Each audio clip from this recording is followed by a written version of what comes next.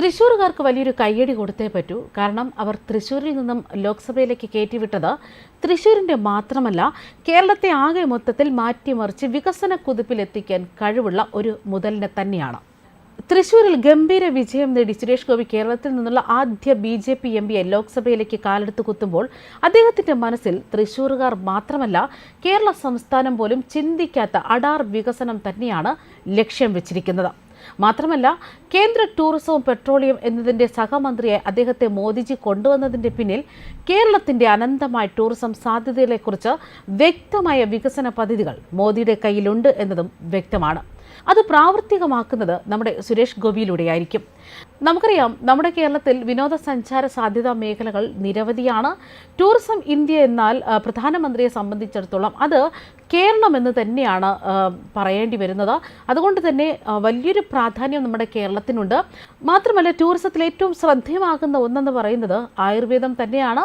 അതായത് ആയുഷ് മന്ത്രാലയവുമായി ചേർന്ന് ഗുരുവായൂർ, എങ്ങണ്ടിയൂർ, ചാവക്കാട് പ്രദേശങ്ങളെ ഉൾപ്പെടുത്തി ആയുർവേദ വിനോദസഞ്ചാര പദ്ധതി ആവിഷ്കരിക്കണമെന്ന ലക്ഷ്യമൊക്കെ തന്നെ ഇതിൻ്റെ പിന്നിലുണ്ട് എന്ന് തന്നെയാണ് വ്യക്തമാകുന്നത്. പ്രധാനമായും തീരദേശത്തെ കണ്ടൽ വനങ്ങൾ സംരക്ഷിച്ചും കണ്ടൽ വനങ്ങൾ സൃഷ്ടിച്ചുമൊക്കെ ഒറ്റ ക്ലസ്റ്ററായി വിനോദസഞ്ചാര സാധ്യമാക്കാൻ തന്നെയാണ് ഒരുങ്ങുന്നത്. ഇതോടെ ഈ മേഖലയിൽ സാധാരണ ജനങ്ങളുടെ വികസനം തന്നെ സാധ്യമാകുമെന്ന് തന്നെയാണ് കേന്ദ്രം കണക്കുകൂട്ടുന്നത്. കുറേ പേർക്ക് ഇതിലൂടെ തൊഴിൽ ലഭിക്കും. മാത്രമല്ല, ചെളിവെള്ളം കെട്ടിക്കിടക്കുന്ന സ്ഥലങ്ങളാണ് ഇതൊക്കെ തന്നെ. നികുതി അടയ്ക്കാൻ വേറെ മാർഗം കണ്ടെത്തണമെന്ന അവസ്ഥ പോലും ഈ ഒരു സാഹചര്യത്തിലുണ്ടാകും. അവിടെ കേരള മാംഗ്ലൂർ ആയുഷ് ടൂറിസം എന്നൊരു ബ്രാൻഡ് തന്നെ വരികയാണെങ്കിൽ അതാണ് ലോകം ആവശ്യപ്പെടുന്നതെന്ന് വന്നാൽ നമുക്ക് വലിയ നേട്ടം തന്നെ ഉണ്ടാകുമെന്ന് തന്നെയാണ് സുരേഷ് ഗോപി പറയുന്നത്. മാത്രമല്ല, ആയുർവേദത്തെ സംബന്ധിച്ച് ഏറ്റവും വിശ്വാസ്യത വളരെ പ്രധാനമാണ്. ഔഷധി അടക്കമുള്ള സ്ഥാപനങ്ങൾക്കെല്ലാം വിശ്വാസ്യതയുണ്ട്. അതിൻ്റെ എല്ലാം ഓഡിറ്റ് നടത്തി ഗവേഷണത്തിലൂടെ വിശ്വാസ്യത ഉറപ്പുവരുത്തി വേണം മരുന്നുകളൊക്കെ വിദേശത്തേക്ക് കയറ്റി അയക്കാൻ പോലും. അത് ടൂറിസത്തിന് വലിയൊരു സാധ്യത തന്നെ ഒരുക്കും. അത്തരത്തിൽ കേരളത്തിൽ ഗംഭീര വികസന പദ്ധതികളൊക്കെ ലക്ഷ്യം വെച്ചുകൊണ്ട് തന്നെയാണ് ഇപ്പോൾ സുരേഷ് ഗോപി ടൂറിസം പദ്ധതികളുമായി മുന്നോട്ട് വരാൻ ഒരുങ്ങുന്നത്. അദ്ദേഹം പറയുന്നത് ഇങ്ങനെയാണ്: നിലവിൽ അന്താരാഷ്ട്ര സമൂഹത്തിന്റെ വിശ്വാസ്യത നേടിയാൽ തന്നെ അത് വലിയ ഗുണം ചെയ്യും. വിനോദസഞ്ചാര ആരോഗ്യ മേഖലയ്ക്ക് ഏറെ വളക്കൂറുള്ള മണ്ണ് തന്നെ കേരളമാകുന്നു. അതിലേറ്റവും പ്രധാനപ്പെട്ട ഒന്ന് ആലപ്പുഴയാണ്. അതായത് ഇന്ത്യയിൽ ഇതുവരെ ഉപയോഗിക്കപ്പെടാതെ കിടക്കുന്ന വിനോദസഞ്ചാര സാധ്യത മേഖല നിരവധിയുണ്ട്. അതൊക്കെ തന്നെ കണ്ടെത്തേണ്ടതുണ്ട്. കേരളത്തിൽ തന്നെ നല്ല ബീച്ചുകളൊക്കെ കുറവാണ്. ആലപ്പുഴയിലെ ബീച്ചിന് തന്നെ വിദേശ ബീച്ചുകളുമായി ഏറെ സാമ്യമൊക്കെ ഉണ്ട്. പല ബീച്ചുകളും സുരക്ഷിതവുമല്ല. ചിലയിടങ്ങളിൽ കടലേറ്റം തടയാൻ പാറക്കെട്ടുകളുണ്ട്. കോവളം പോലും അത്ര സുരക്ഷിതമല്ല എന്ന് അദ്ദേഹം പറയുകയാണ്. ഇതെല്ലാം വിദഗ്ധ സംഘം പഠിക്കും. അവർ നിർദ്ദേശങ്ങൾ സമർപ്പിക്കുന്നതനുസരിച്ചാണ് വികസന സാധ്യതകൾ ഉണ്ടാകുന്നത്. ബീച്ച് ടൂറിസം പോലെ കാർഷിക ടൂറിസവും നിലവിലുണ്ട്. തൃശ്ശൂരിലെ കാർഷിക സർവകലാശാല വലിയ പദ്ധതിയാണ്. പക്ഷേ വികസനത്തിന്റെ നാമ്പ് മുളപ്പിക്കേണ്ടത് ഉദ്യോഗസ്ഥരാണ്. അവർ കണ്ടെത്തലുകൾ നടത്തണം. അത് നടക്കുന്നുണ്ടോ എന്നത് പരിശോധിക്കണം. അതുമാത്രമല്ല, കേരളത്തിലെ വികസന കുതിപ്പിലെത്തിക്കാനായി മറ്റൊന്ന് വേണ്ടി വരുന്നത് എയിംസ് ആണ്.